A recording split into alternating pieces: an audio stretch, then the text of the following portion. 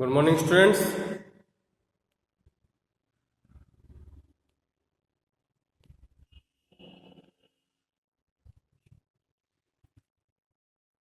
पिछली क्लास के अंदर हम लोग बात कर रहे थे राजस्थान की इंडस्ट्रीज के बारे में, यानी कि राजस्थान के अंदर जो उद्योग संचालित हैं उनके बारे में हम बात कर रहे थे, जिसमें लास्ट क्लास के अंदर हमने बात की थी राजस्थान के महत्वपूर्ण उद्योग के बारे में। जो उद्योग कौन सा था?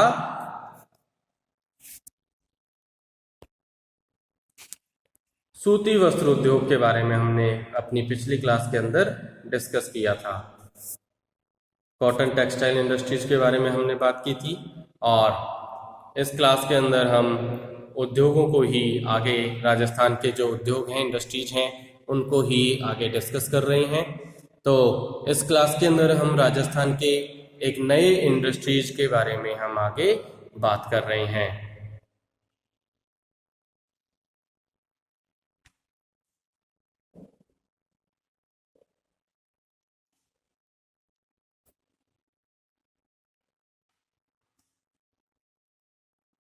आगे हम बात कर रहे हैं इस क्लास के अंदर राजस्थान के चीनी उद्योग के बारे में।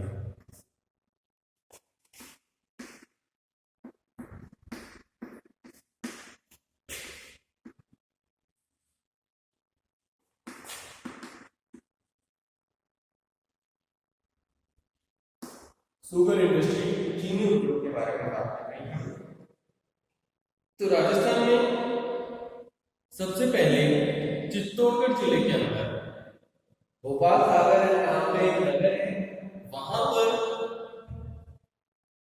चीनी मिल की स्थापना की गई, जो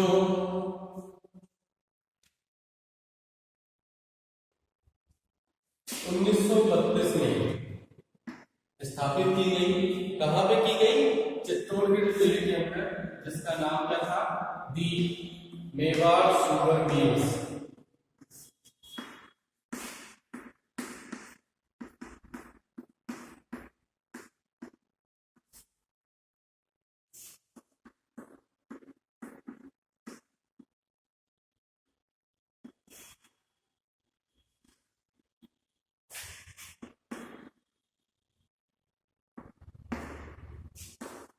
मेवाड़ शुगर मिल्स नाम से इसकी स्थापना की गई थी। कब? 1932 के अंदर। और ये कहाँ की गई थी? चित्तौड़गढ़ जिले में भोपाल सागर नगर में। भोपाल सागर नाम का एक नगर है, उस नगर के अंदर इसकी स्थापना की गई थी, जो चित्तौड़गढ़ जिले के अंदर है। ये राजस्थान राज्य की पहली चीनी मिल के नाम से राजस्थान की है, जो 1932 के अंदर चित्तौड़गढ़ जिले में स्थापित की गई थी। इसके बाद में चीनी बनाने का जो दूसरा कारखाना है, वो इसके लगभग 5 साल बाद में 1937 के अंदर के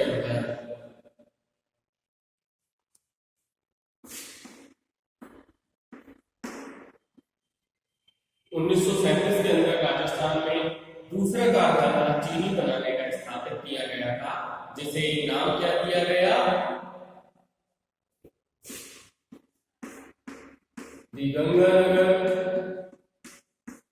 शुगर मिल्स। नाम से स्पष्ट है, कहां है ये? गंगानगर जिले के अंदर।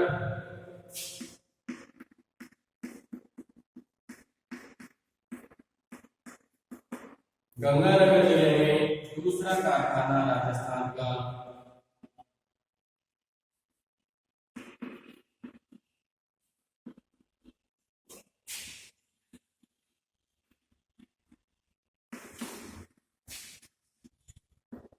के अंदर स्थापित किया गया था, जो कहां है? गंगानगर जिले के अंदर है, जिसे 1 जुलाई 1956 से इसको सार्वजनिक क्षेत्र में शामिल कर लिया गया है। ये कैसा हो गया है? पब्लिक वर्क के रूप में ये चीनी मिल को शामिल कर लिया गया है।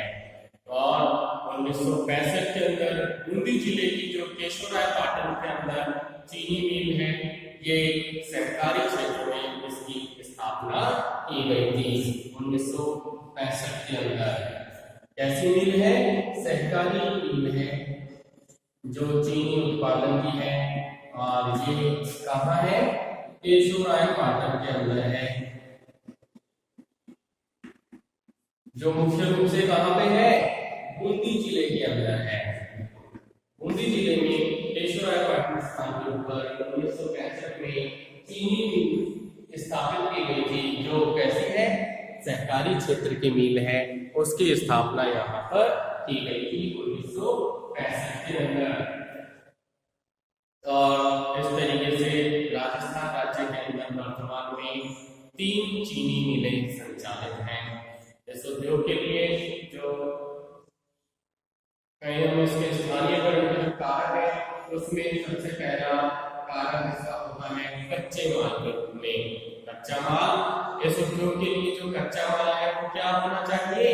गन्ना। तो इस उद्योग के लिए जो मूल कच्चा माल होता है, रॉ मटेरियल जो है इसका, वो क्या होता है?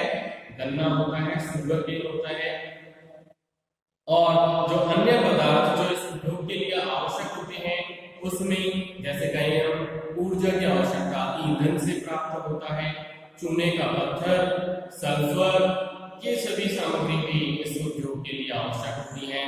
कच्ची सामग्रियों में ही मुख्य रूप से गन्ना ही एकमात्र ऐसी सामग्री है जिसमें जो इसमें चीनी बनाने की प्रक्रिया है, उसके दौरान इसमें अधिक मात्रा में वजन का नुकसान होता है। यानी कि जितना वजन बनने का होता है, उससे बहुत ही कम मात्रा में चीनी का प्रोडक्शन हो पाता है।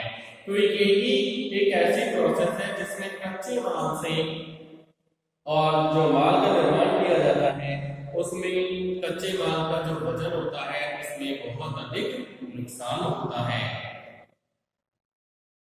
गन्ने का जो कुल भाग होता है, उसमें से लगभग 9 से 12% ही चीनी का प्रोडक्शन हो पाता है। जैसे हम कहें कि 100 किलो गन्ना है, शुगर केन की जो मात्रा है वो लगभग 100 किलो है, तो 100 किलो में से जो चीनी बनेगी वो ज्यादा से ज्यादा 12 किलो के आसपास बनेगी। और लगभग ये मात्रा मानी जाती है कि 9% से 12% तक ही गन्ने के कुल भाग से चीनी का प्रोडक्शन हो पाता है। 4 जिले हैं जिनमें ये कारखाने स्थापित हैं, और राजस्थान राज्य का जो गन्ने का कुल क्षेत्रफल है, उनका लगभग इसमें 52% इसका भाग आता है। श्रीगंगानगर जो क्षेत्र है, ये नहरी सिंचाई क्षेत्र है, यानी कि यहाँ पर नहरों का विकास हुआ है, जिसके कारण यहाँ पर जो गंग नहर जो बोली जाती है, उस गंग नहर से यहाँ पर गन्ने का अधिक मात्रा में प्रोडक्शन यहाँ पर किया जाता है। और इसी क्षेत्र के अंदर जो अन्य कारखाने स्थित हैं, उनके लिए निश्चित रूप से ही जो निश्चित उपज होती है गन्ने की, वो इसकी सुरक्षा सिंचाई की सुविधाओं के कारण ही यहाँ पर अधिक मात्रा में होती है।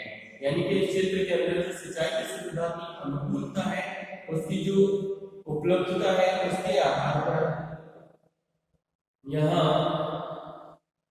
गन्ने का प्रोडक्शन अधिक मात्रा में होता है।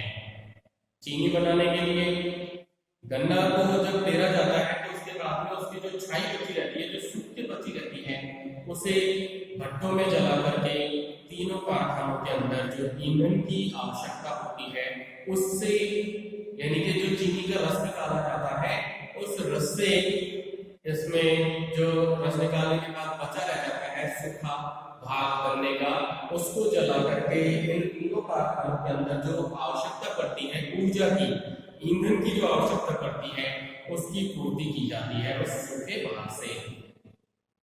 कोयले और कुछ क्षेत्रों के अंदर जो इलेक्ट्रिसिटी है, वो भी ईंधन की अधिक मांग की पूर्ति करती है।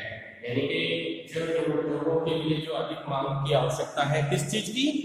इलेक्ट्रिसिटी की, ऊर्जा की, ईंधन की, वो बिजली वगैरह से और इनके द्वारा उसकी पूर्ति की जाती है।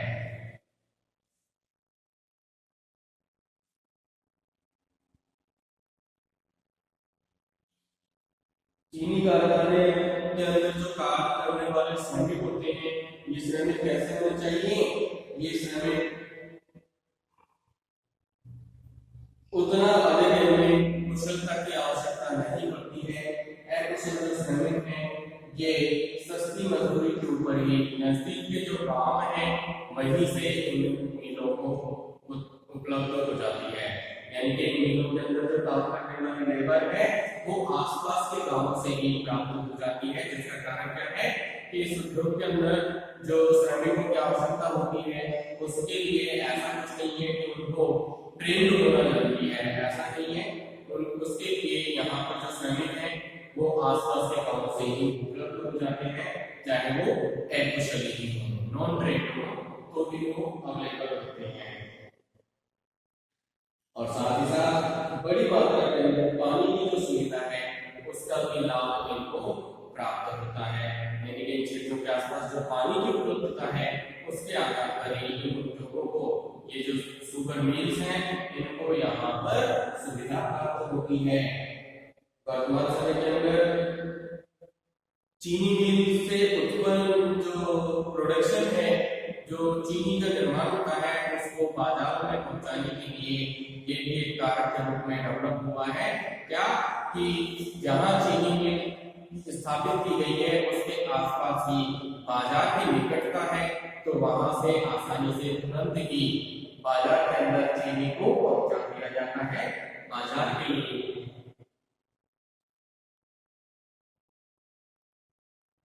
इसका कारण क्या है कि सरकार के द्वारा ये बाजार की सुविधा उपलब्ध कराई जाती है सुगर मिल्स को।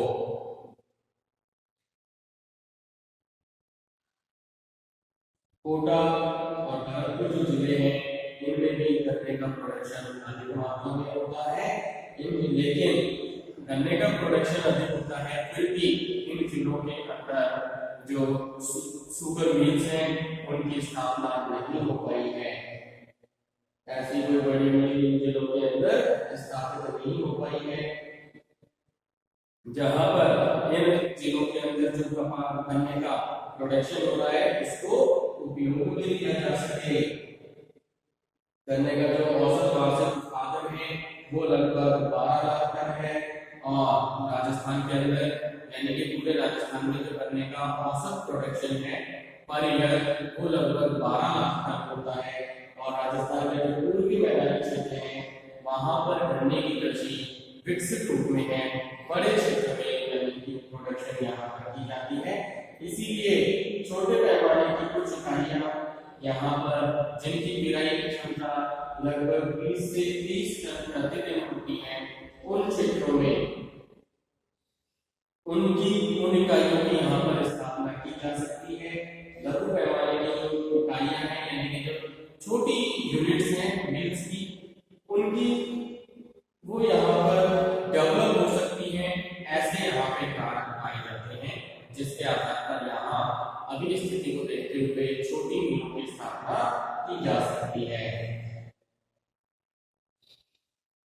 गन्ने से चीनी बनाने के अलावा चुकंदर से चीनी बनाने का कार्य भी राजस्थान के अंदर किया जाता है और चुकंदर से चीनी बनाने का जो कार्य है ये गंगानगर शुगर मिल्स लिमिटेड जो है इसमें 1968 के अंदर एक प्लानिंग करके एक योजना का निर्माण करके इसमें प्रोडक्शन शुरू किया गया था, जहां पहले चुकंदर का रस निकाला जाता था और इसके बाद में राजस्थान के अंदर चुकंदर से चीनी बनाने का जो कार्य है वो यहाँ पर संचालित है। इस क्षेत्र के अंदर चुकंदर की खेती जो है उसके लिए यहाँ की मिट्टी और जलवायु जो है राजस्थान की वो अनुकूल है, इसलिए राजस्थान में चुकंदर का भी प्रोडक्शन अधिक मात्रा में होता है और इन विषयों के कारण ही चुकंदर के प्रोडक्शन की अधिकता है, जिसके कारण ही राजस्थान में जो चुकंदर की कृषि होती है उससे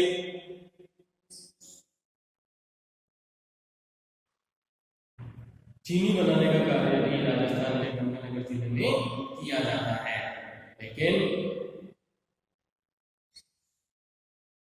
पिछले कुछ समय में सरकार के द्वारा राजस्थान की जो सरकारें हैं उनके द्वारा जो अनार्थिक इकाइयां हैं जहां से प्रोडक्शन उतनी मात्रा में नहीं हो रहा उससे से ज्यादा वहां पर लागत आ रही है, तो ऐसी जो इकाइयां हैं, यूनिट्स हैं, इनको बंद करने का डिसीजन गवर्नमेंट के द्वारा लिया गया है। गंगानगर शुगर मिल्स, गंगानगर के अंदर जो है इस शुगर मिल्स में शराब बनाने का कार्य भी यहाँ पर किया जाता है। और यहाँ इसके जो केंद्र है अजमेर, अटरू, प्रतापगढ़ और जोधपुर जिले के अंदर है। इसलिए चीनी मिलों की जो स्थापना है उनके द्वारा ही यहाँ पर शीरा और शराब जो है वो कारखानों को बेच दिया जाता है। तो इस तरीके की राजस्थान में चीनी उद्योग की स्थिति है, जहाँ पर गन्ने से और चुकंदर से चीनी का निर्माण यहाँ किया जा रहा है। चीनी उद्योग के अंदर कुछ समस्याएं भी आती हैं जो राजस्थान के अंदर है। तो इसकी जो कुछ समस्याएं हैं, सबसे पहली समस्या इसकी है कि गन्ने का मूल्य और उसका प्रोडक्शन यानी कि उसका उपज। तो राजस्थान राज्य के अंदर जो गन्ने का मूल्य है वो उसके उत्पादन से जुड़ा हुआ है। जब गन्ने की उपज अधिक होती है तो इसका मूल्य क्या होगा, कम हो जाता है।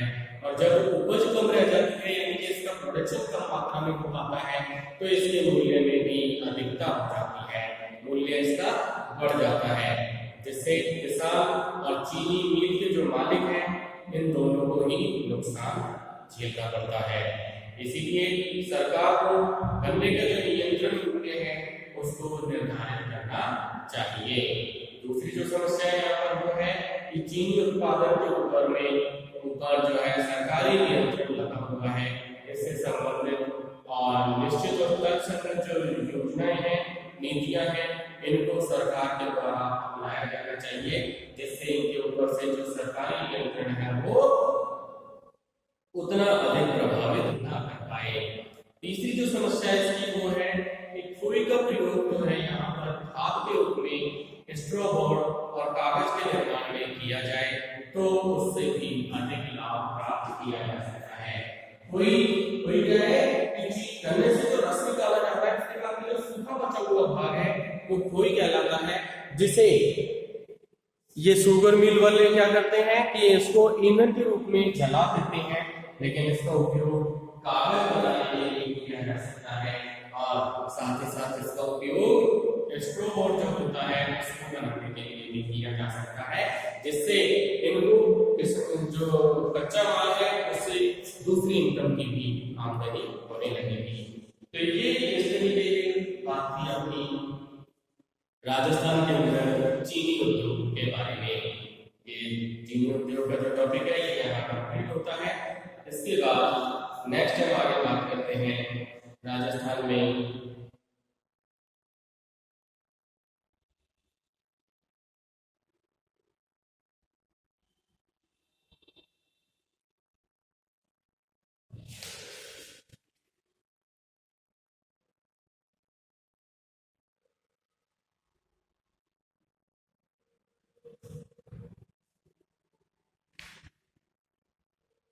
नेक्स्ट बात कर रहे हैं राजस्थान के अंदर सीमेंट उद्योग के बारे में।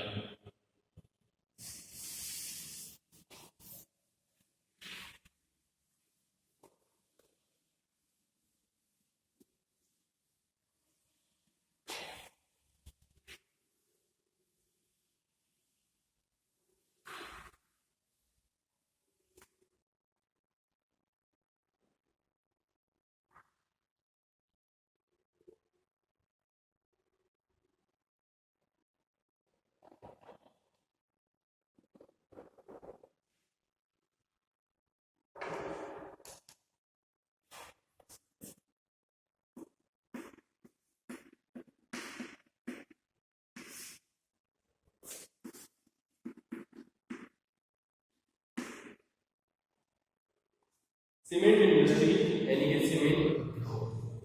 तो सीमेंट उत्पादन के आधार पर सीमेंट का जो प्रोडक्शन है उसके आधार पर राजस्थान देश का सबसे बड़ा राज्य है। यानी कि सीमेंट का जो प्रोडक्शन हो रहा है वो राजस्थान के अंदर सबसे अधिक मात्रा में हो रहा है हमारे देश के अंदर। और इसके उत्पादन के लिए जो आवश्यक तत्व हैं, जो आवश्यक पदार्थ हैं, जो आवश्यक सामग्री होती है, उसमें चूना पत्थर, जिप्सम और सीमेंटेड यानी कि लाइमस्टोन, इनके भंडार आवश्यक होते हैं और राजस्थान राज्य के अंदर इन सब के भंडार अधिक मात्रा में उपलब्ध हैं। इसीलिए राजस्थान में देश का सबसे अधिक मात्रा में सीमेंट का प्रोडक्शन यहाँ पर किया जाता है।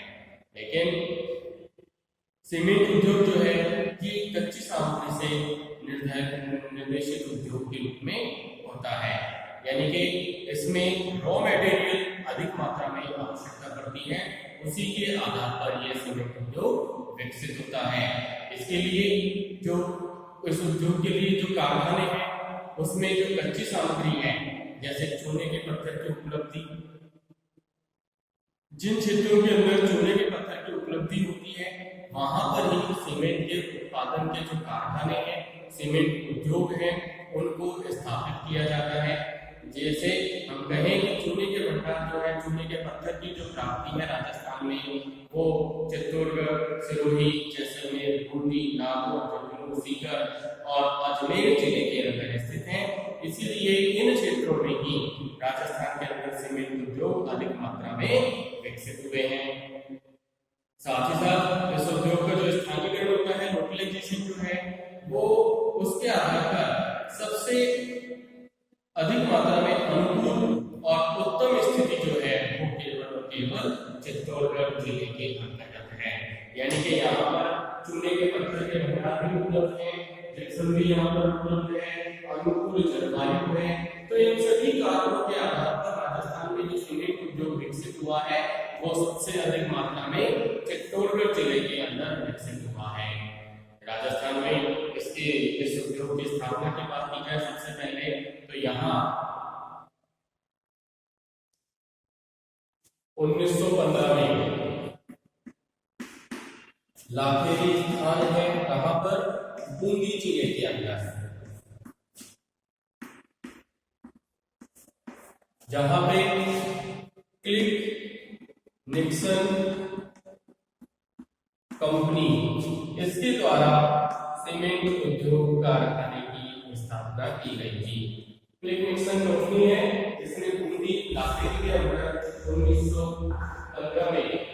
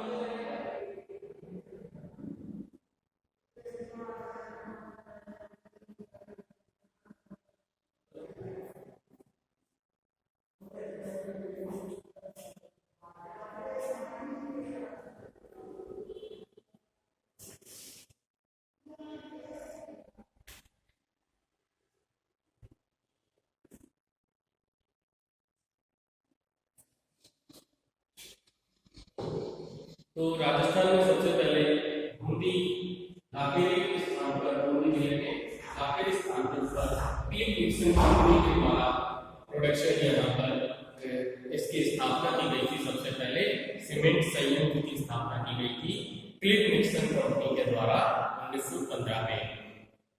और चित्तौड़गढ़ का जो कारखाना है ये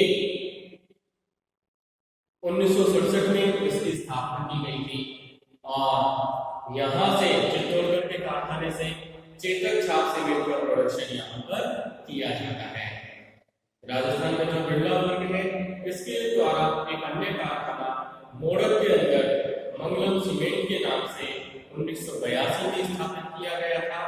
और बांगड़ प्रतिष्ठान जो है ये ब्यावर के अंदर श्री सीमेंट के नाम से इसकी स्थापना 1985 में की गई, जिनसे 1985 के बाद से ही यहाँ पर सीमेंट का प्रोडक्शन चल रहा है। इनमें जो उत्पादन होता है इन उद्योगों के अंदर वो मुख्य रूप से ड्राई प्रोसेस के द्वारा किया जाता है सीमेंट का प्रोडक्शन। राजस्थान के अंदर जयपुर उद्योग लिमिटेड बावरा सवाई माधोपुर स्थित जो कारखाना है ये दक्षिण एशिया का सबसे बड़ा सीमेंट कारखाना है जो सवाई माधोपुर के अंदर स्थित है। जबकि सर्वाधिक जो प्रोडक्शन कैपेसिटी है, उत्पादन जो क्षमता है, इसके आधार पर जेके सीमेंट निम्बाहेड़ा का जो कारखाना है ये सबसे बड़ा कारखाना है राजस्थान का। और सबसे कम उत्पादन क्षमता जो है, प्रोडक्शन जो इसका है वो श्री राम सीमेंट्स श्री रामनगर कोटा की शाखा है, कोटा संयंत्र है जहां पर इसका प्रोडक्शन किया जाता है।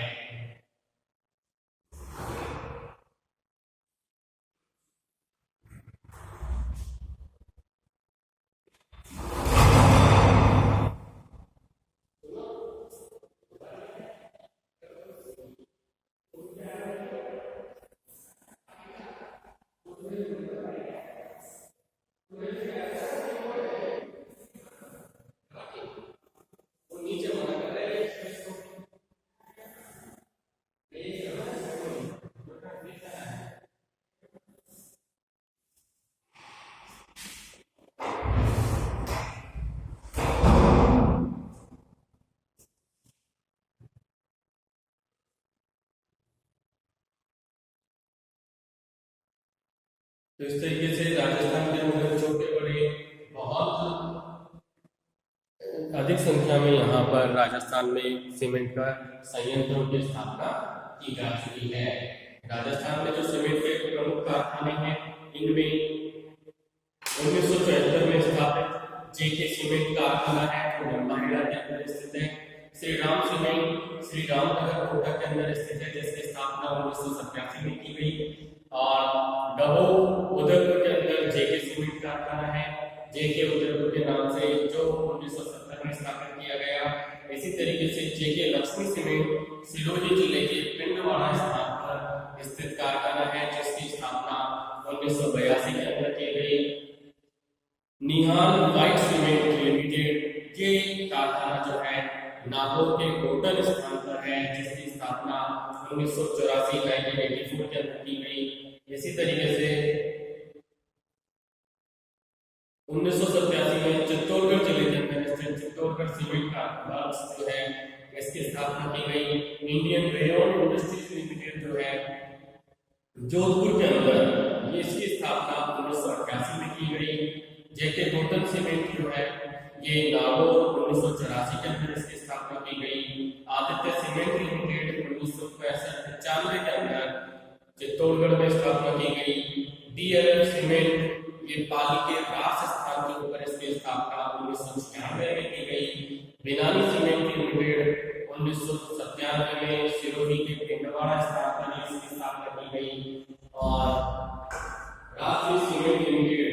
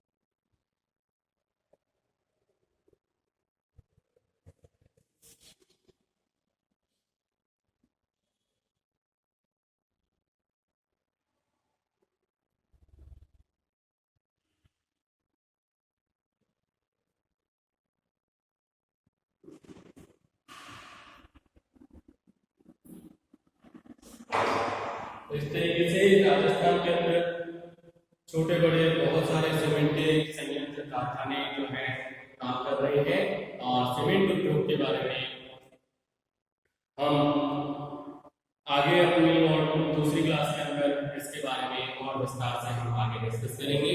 तो इस क्लास में हम यहीं रुकते हैं और नेक्स्ट क्लास के अंदर हम इसके बारे में आगे बात करेंगे।